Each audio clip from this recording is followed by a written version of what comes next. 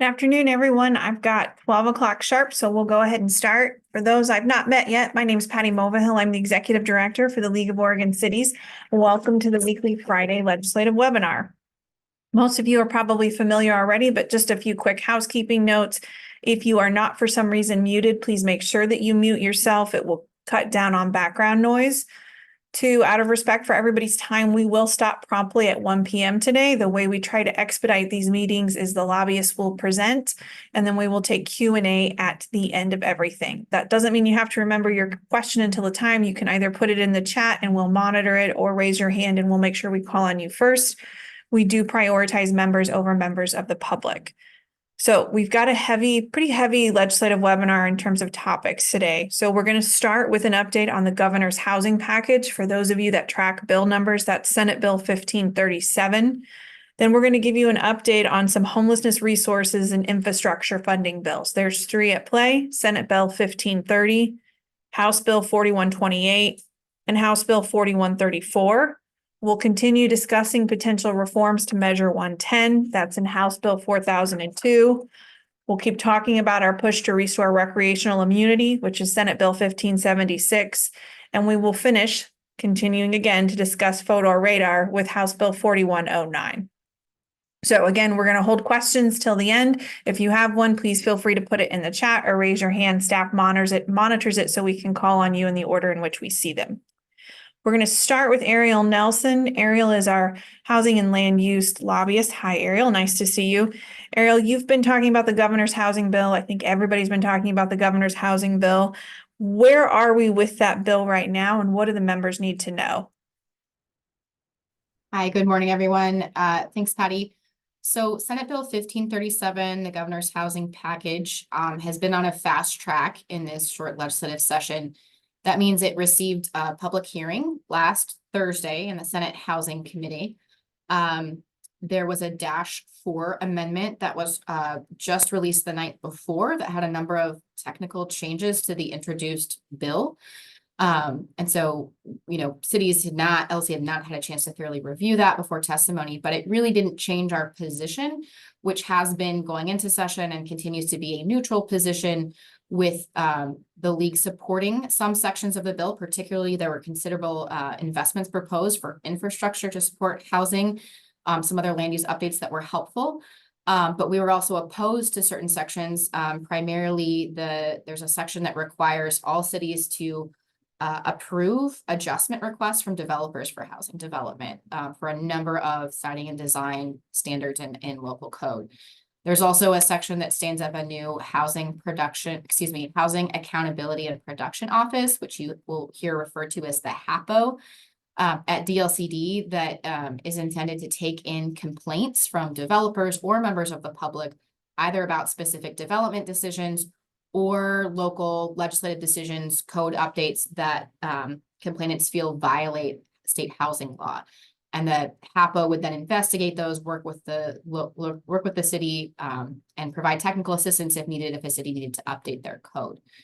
There's also a lot of opportunity for this office to provide technical assistance and resources for cities who have not had the resources to update their codes, to have clear and objective standards or other things that will help attract housing development. There hasn't been great, clear communication from the governor's office and DLCD how this office is intended to work. But we are hoping to see a memo soon that will have additional context. So those were the main pieces of feedback we were sharing. I believe I linked LSC's testimony last week in the call. I'll get that going again. My internet was being very slow. So what happened Thursday was the public hearing, and then on Tuesday, they introduced a -9 amendment with additional technical clarifications and some substantive changes to the bill. There was a work session Tuesday. They adopted the -9, and the bill has now moved out. There was a unanimous vote in committee, and it's now in the Ways and Means Committee, which means it's in the budget process. So the changes to the bill to be aware of: all of the infrastructure investments have been stripped out of the bill. All that is left in terms of investments is $5 million in technical assistance to be put out through that HAPO, through that housing office for local governments. There's a few $1 million for some kind of planning and technical assistance for local governments to start doing their infrastructure planning and identify a funding path or plan if they don't have an identified project yet. And then there's $75 million for a revolving loan fund, which would be a program that the state would stand up to allow cities to make grants to developers to develop moderate income housing, workforce housing, and then that money gets paid back to the state over time. This is a new program being proposed. So those infrastructure investments are no longer in the governor's bill. And so the thing to know, though, is that the legislature, in stripping out the programmatic new investments in the governor's bill, they are looking to make direct allocations to cities, some special districts, for infrastructure that's directly tied to housing development. And we know there's a couple bills to watch when you're looking at that. So Senate Bill 1530 is a Senate Housing Committee bill that also moved out of committee on Tuesday. That is going to be where we see investments this session for housing and infrastructure. Right now, there is just a $100 million in there, a line of $100 million for infrastructure. We expect to see that populated in a future amendment in the Ways and Means process with specific projects, allocations to cities. And to get a sense of what those projects may be, we've had a preview in two other bills. House Bill 4134, we've talked about in this call before, is the Housing Oriented Workforce Bill that has a small list of smaller cities with some specific projects and affordability requirements directed at workforce housing. And then House Bill 4128 is a water infrastructure investment package that Representatives Gomberg and Helm put together. That was introduced in an amendment, a -3 to 4128 that happened on Tuesday afternoon as well. Tuesday was a busy day for housing and infrastructure. And there's about $90 million worth of investments for direct allocations for cities there. So all of these bills are in the Ways and Means process. There are now behind the scenes conversations that will determine what the final project list looks like.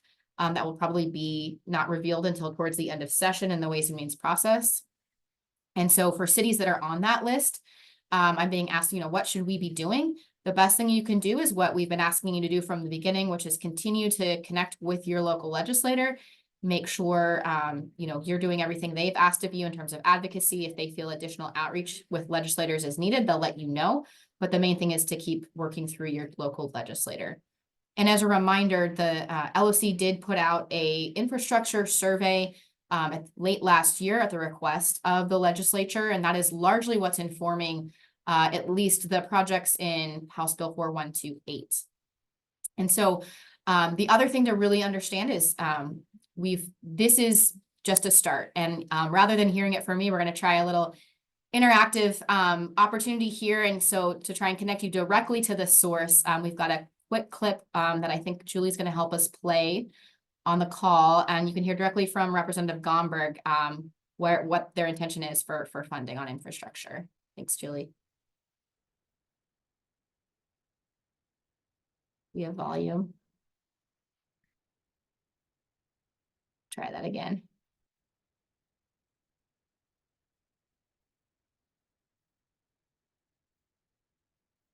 All right, well, I'm not sure if we're going to get volume on, but what we were hoping to have you hear directly from the representative is he said something along the lines of, we know that this is only a fraction of the need that was identified. We know there are a lot of cities and projects not on this list. We see you. We're just getting started. So really their intention. Committee to look at the -3 amendments and pass this on to Ways and Means. And we know that before the session is over, some projects on this list may change. Some may be added, some may be taken off. The dollar amounts may change. That's the nature of the Ways and Means review and the short session. But what we have before you today is our best effort right now at an objective, meaningful commitment to a major problem. We appreciate your time. Very good. Thank you so much. Great. Thanks for one or two questions. Representative Boyce fast. Thank you, Chair. Okay, thank you. So yeah, that was a direct clip. He did say we're just getting started, and that's really, really great to hear from LOC's perspective. We always knew that it was going to be tough to get a major investment in a short session. That's not typically when the legislature makes major investments, and our goal is really just to keep this momentum going through the interim after session and come in for a really large, robust investment package in 2025. So those are the bills that we're really tracking right now. Of course, there are other ones in the mix, but that's it for my section, and I'm happy to take questions at the end if folks have additional. Ariel, I'm going to ask one follow-up if I can, mostly because I saw some people's reactions pretty strongly when you mentioned that the infrastructure had been removed from the governor's bill. Is that because we're refocusing those efforts in a different bill, or is there something else happening with why that chunk of change was removed from her bill? That was a decision of the legislature because they wanted to focus their investments, their limited resources this session on direct allocations.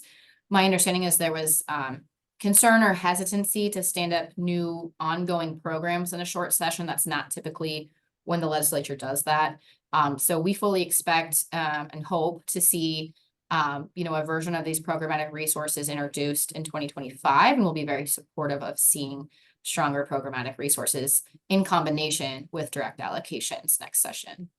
Thanks, Ariel. I appreciate it. And again, I know there's some questions already in the chat. We'll come back to those at the end of everybody's presentation. Ariel, you have anything else to add on any of those housing bills, Senate Bill 1530 or the two House bills 4128, 4134?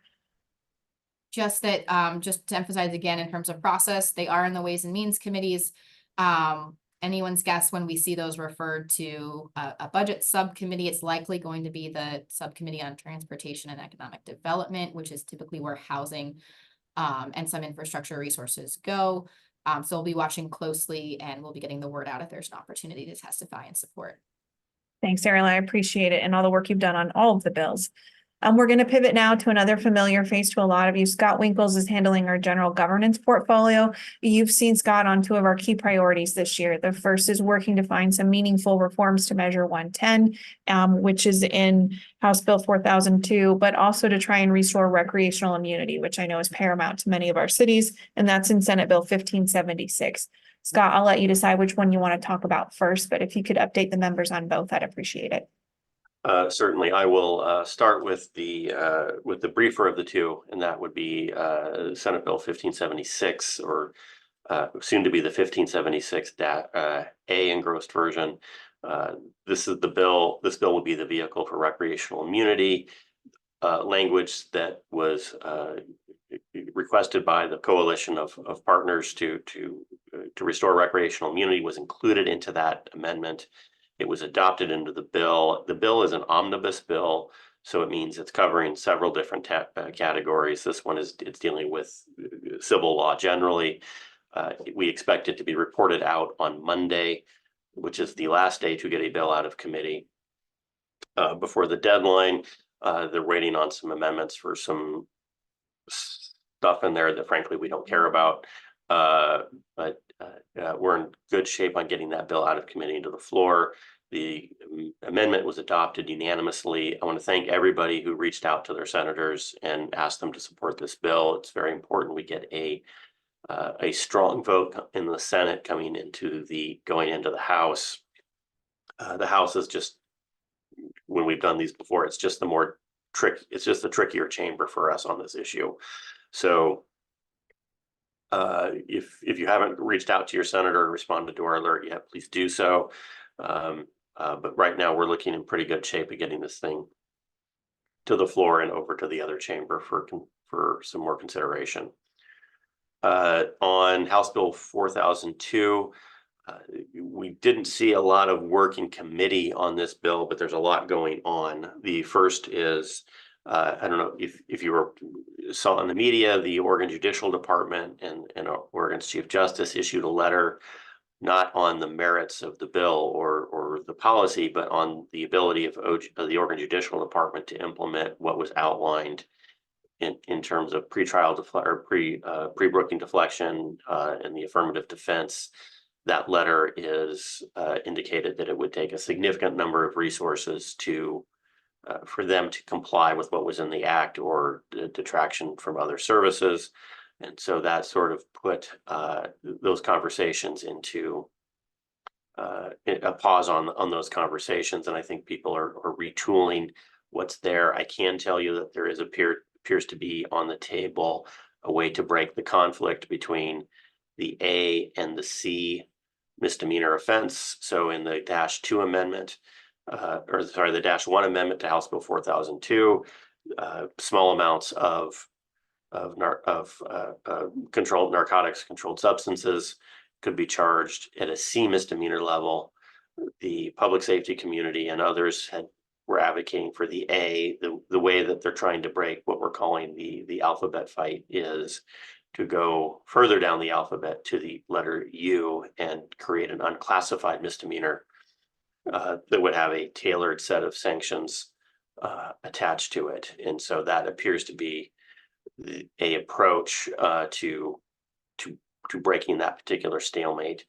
I think all of this is very fluid right now. I think the OJD letter really did put a pause on this process, and it's unclear as to what this will cost the state, and given some of the other priorities, a lot of which you heard from Ariel about, what they're willing and have to spend on this is not entirely clear. So we would expect a lot more movement on this conversation next week, and going into the following. I have a feeling that this will actually take us to the 10th of March. So that's what I have for now. Thanks, Scott. For those on the call who may not be as in depth with the criminal code or in law enforcement, can you briefly describe what does unclassified mean for purposes of a misdemeanor? So there are 4 types of misdemeanors. We're all familiar with the C, the B, and the A, and each one of those has a prescribed set of sanction days and criminal penalties and post-conviction community corrections monitoring. The U is unclassified, meaning that it would have the sentence would be, and it doesn't matter which C misdemeanor a person gets convicted of, that they all have the same sanctions attached to them. There are 2 existing unclassified misdemeanors in Oregon's criminal code. One is pointing a firearm at another person.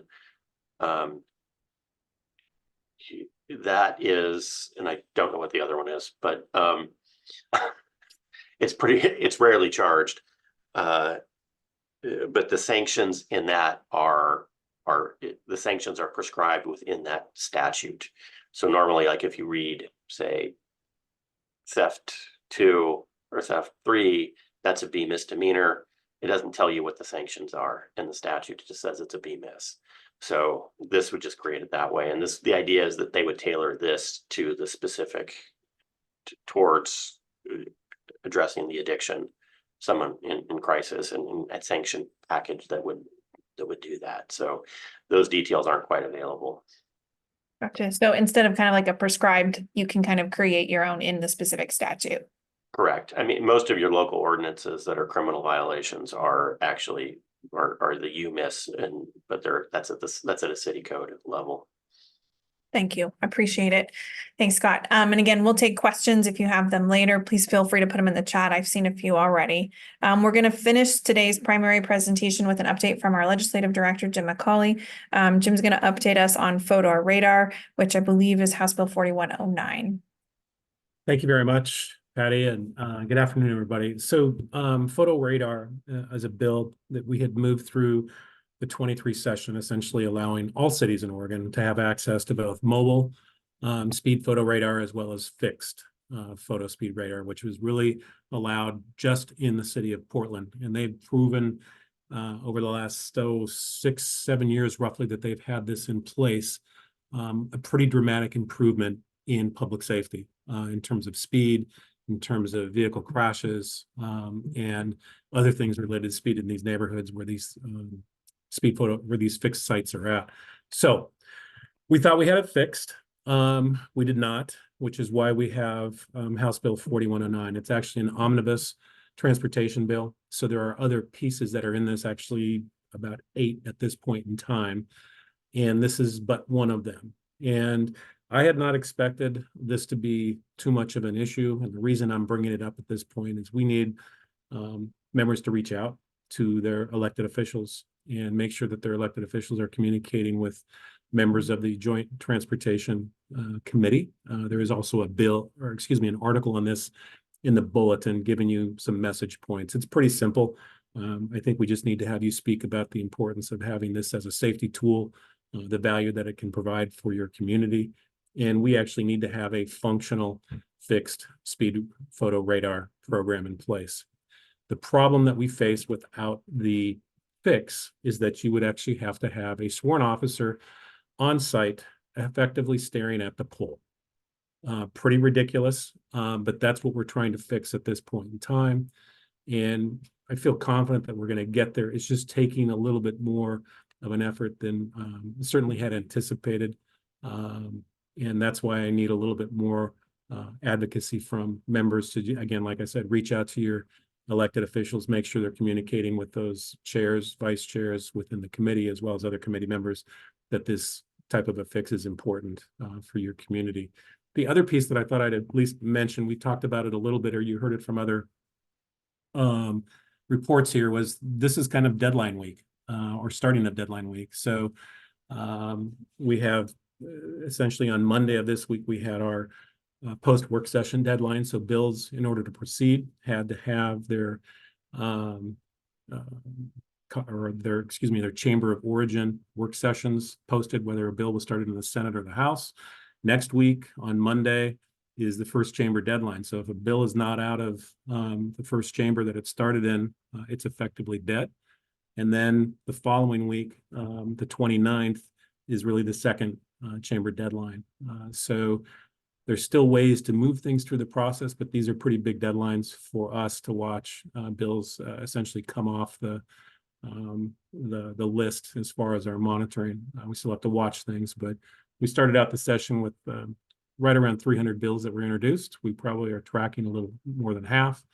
And as a result of this post work session deadline on Monday, and then likely this first chamber deadline coming up on Monday, the 19th, we'll be looking at that bill list dropping even further. So. Thanks, Jim. And just if possible, for those who may not inherently know, can you drop a link into who serves on the joint transportation committee so people know who they should be targeting their direction to? And for those lobbyists, we obviously have more than the 3 lobbyists you saw. All of our lobbyists will put their contact information as well as their portfolio in the chat. So if you have specific questions, you can reach out to them directly. That is the end of our primary presentation. So we're going to start by taking questions. And the first question I had came from Mayor Drapkin of McMinnville. Ariel, I believe it's for you, related to the governor's housing bill based on when it was posted. The question is, how does the bill interact with requirements for open spaces and parks? Great question. Thank you, Mayor. So the adjustments that cities are required to approve are specific to housing developments. So it's only when you get to that specific development application. So if you are doing comprehensive planning and putting in, open spaces and parks, that is not touched by this. However, what this bill would require is a city to allow adjustments to setbacks. And so if you have specific overlays for, certain areas of your city that require larger setbacks or other things, those may be impacted. There are, however, protections in the bill for natural resources and other things. So that's something you'll have to, take a careful look at if you have specific overlays or protections in your local code. Again, one of the reasons we have concerns about this section is it does create a lot of work for cities. The way it's drafted, there is some ambiguity, which can potentially open us up for litigation and be difficult. At the same time, it's flexibility for cities in a pretty strict requirement in this bill. So, this is something that I think we'll be wanting to work on with our members and city attorney partners to figure out, what kind of guidance might seem appropriate as cities are looking how to implement this if it does indeed pass. Thanks, Ariel. I'm going to stick with you. The mayor, I think, has a follow-up question, and it affects design standards if she's correct. Can you speak to that as well? Sure. I'm just trying to find it in the chat. Yeah. It just says, and it affects design standards if I'm correct. Yes, that is correct. It's citing and design standards specifically. Thanks, Ariel. I appreciate it. I am going to stick with you one more because this is your bill, and I'm not ignoring you, Mayor Cross. I'm just trying to be efficient. But Zach Moody, who is the Community Development Director for Phoenix, has asked, is there a document that identifies the infrastructure projects or direct allocations that are being considered for House Bill 4128? Yes, and I did put a response in the chat that hopefully folks can see. What I've linked there is the -3 amendment to House Bill 4128. That is what received the hearing on Tuesday, and you can see the list of cities there. And I want to be really clear too, when I encourage cities to connect with your legislators if you're on the list. Also, if you're not on the list, nothing is final. I think you heard that in Representative Gomberg's comments. The other thing about this bill, it's really an attempt from Representative Gomberg and Representative Helm and the other legislators who worked on this. Representative McIntyre was at the dais with Representative Gomberg in that hearing. This is a bipartisan effort. And it's a recognition that typically capital construction, direct allocations are kind of done behind the scenes in this kind of black box in the budget process. And they really feel it's important to have a much more transparent, holistic conversation about funding infrastructure, particularly as it's such an important need for the state. I mentioned that things may go through the Transportation and Economic Development Subcommittee. There's also the Capital Construction Committee. So if you are a city who filled out a request form with your legislator, as you do for any local funding request, it's important to consider that process. So again, work with your local legislator, follow their lead on, where they think you need to direct your energy. But nothing's guaranteed. So we'll try and share information as we get it. Thank you, Ariel. I appreciate it. I'm going to pivot to you, Jim. We had a question in the chat from Mayor Cross. I'm going to ask that one first, Mayor, then I see your hand up as well. But Jim, from Mayor Cross, can we get a fix that allows a county road with inside of city limits to have the speed change done by the city?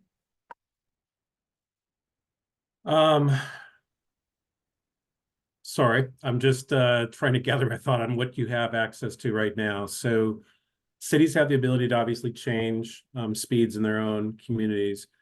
Counties did not want to be part of that legislative change from last year or the previous year that we had that authority established. That's something that I'm going to have to check on to see what type of jurisdictional overlay there is for that. But that's a good concept for us, and that's not something that's presently allowed. Then that might be something for us to focus on for 25. Thanks. And Mayor Cross, you have your hand up. Did you have a verbal follow-up or another question that you wanted to ask? Yes, I wanted to find out if the adjustments, as I recall, the original bill had up to 10 of those waivers on the governor's bill. Is that been dropped to 5, or am I mistaken on that, Ariel? I apologize. Can you repeat the question, Mayor Cross? So with those waivers, if I remember right, in the original bill, it was up to 10. Did that get dropped to 5, or is it still at 10? It is still at 10. We have not seen any significant changes to the adjustment section since the bill was introduced.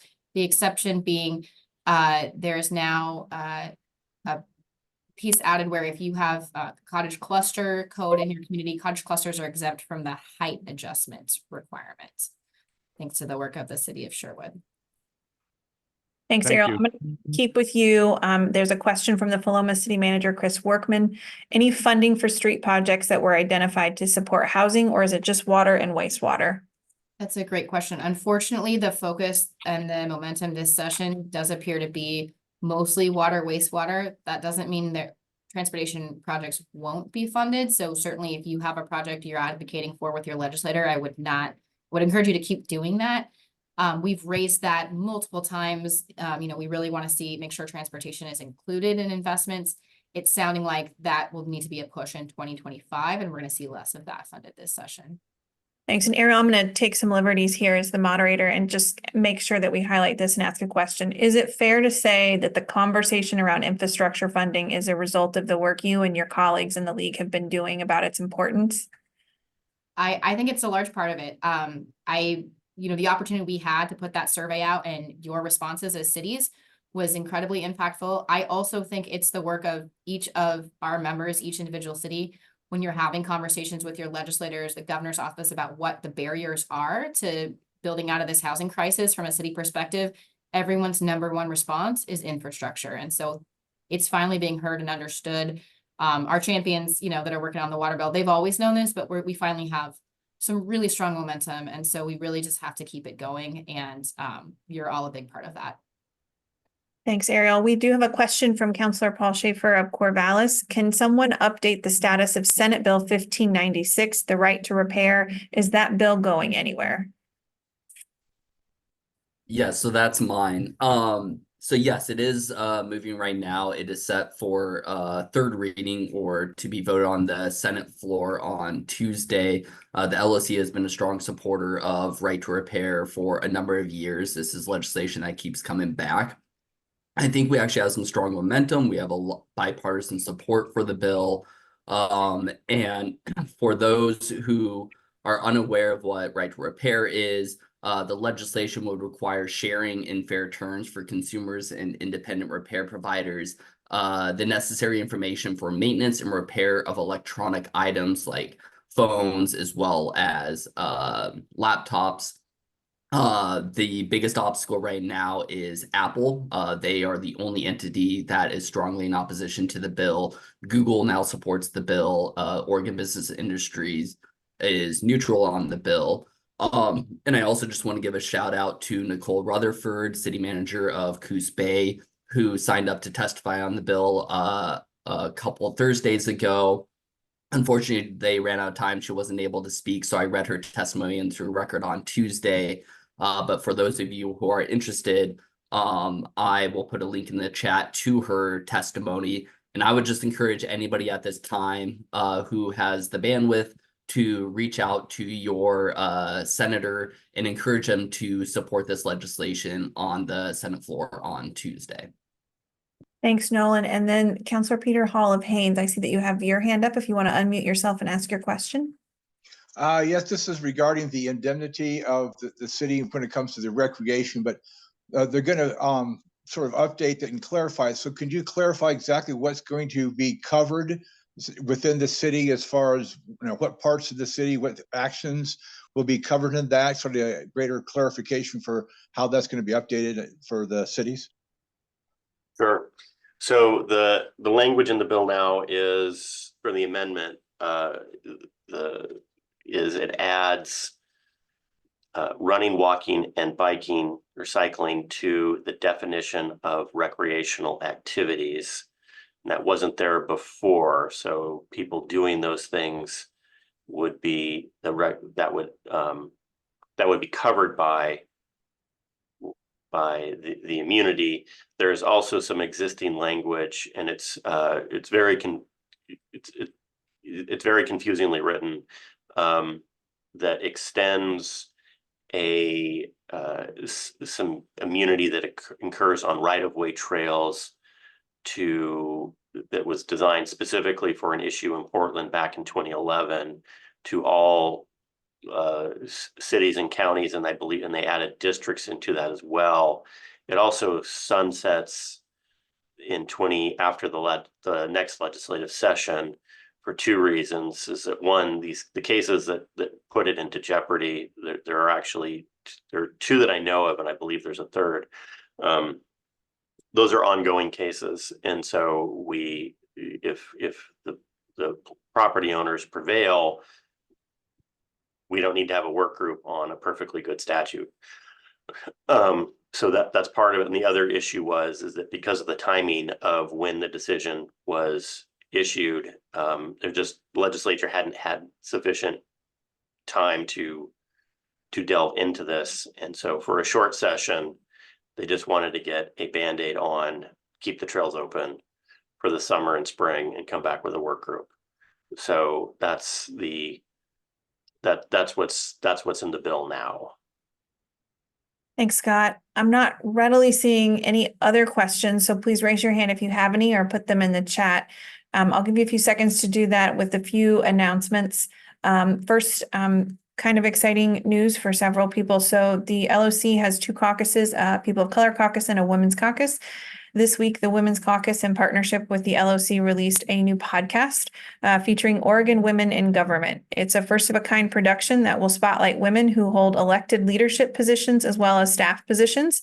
It has been strategically titled Her Own Wings in honor of our state's motto, which is She Flies with Her Own Wings. You can find the podcast on the League's website. You can also find it on all streaming podcasts or podcast streaming services. So please feel free to check that out. I do see, and Counselor Hall from Newport, who is on the call, is the person who's responsible for that podcast. She's volunteered her time and her services for it. So feel free to send her a thank you. We do have a question from Kirby, City Manager for the City of Hines. Question is, will the discussion in bills on recreational immunity impact other activities besides biking, running, etc., such as park play for children? Scott, that would be you. So park play for children was not part of that ruling. So in Fields, the issue was is that and also in a case out of Portland, the issue was the person was injured on a trail going to and whether that was part of recreating or they were going to and from recreating. And so the issue of playgrounds,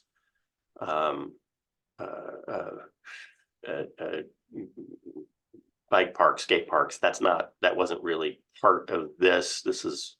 I'm way over my ski tips, but fortunately Patty's a lawyer, so she'll rein me in if I get too far afield.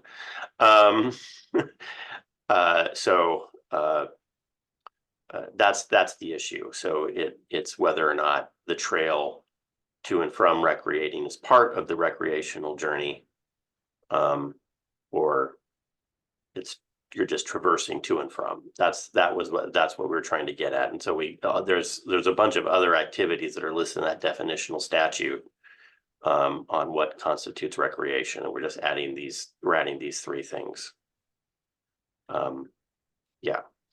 Thanks, Scott. I'm going to keep with you. We have another question on this topic from Counselor Brulin from Baker City. Is a sidewalk through a public park considered a trail for purposes of recreational immunity?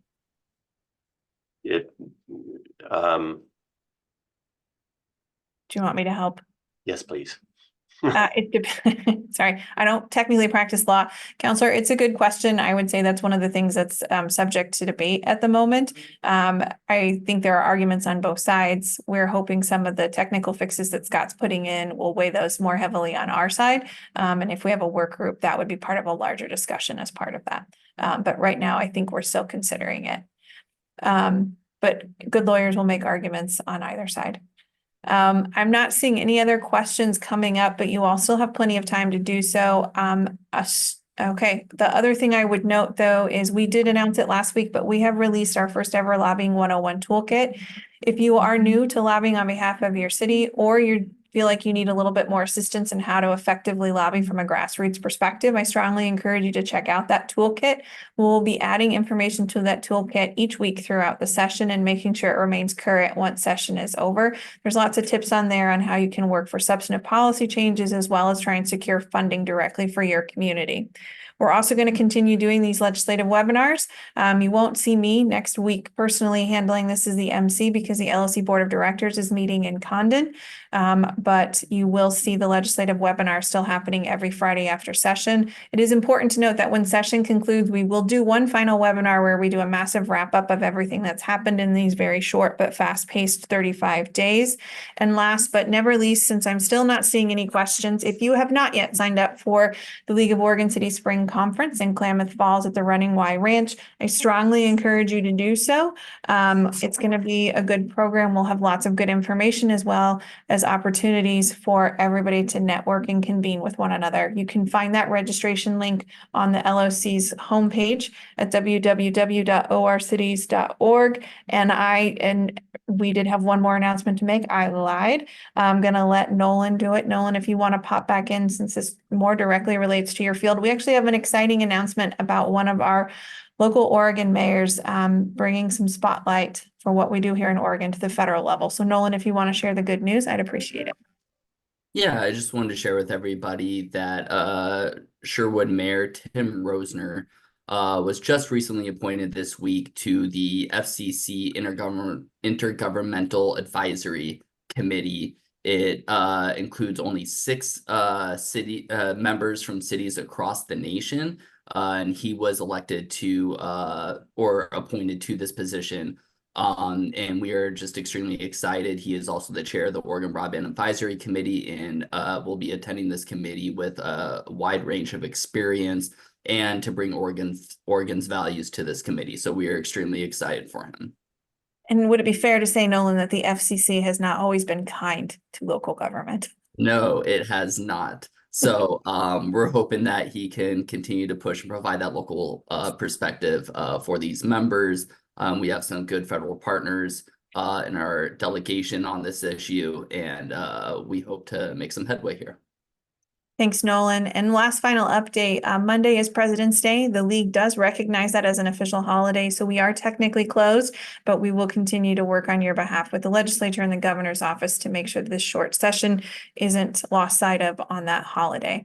I hope you all have great Fridays, good weekends. Thank you for everything that you do for your communities, and thank you for all the work that you've been doing, talking with your legislators on behalf of your cities and all cities in Oregon. Have a great weekend, everybody.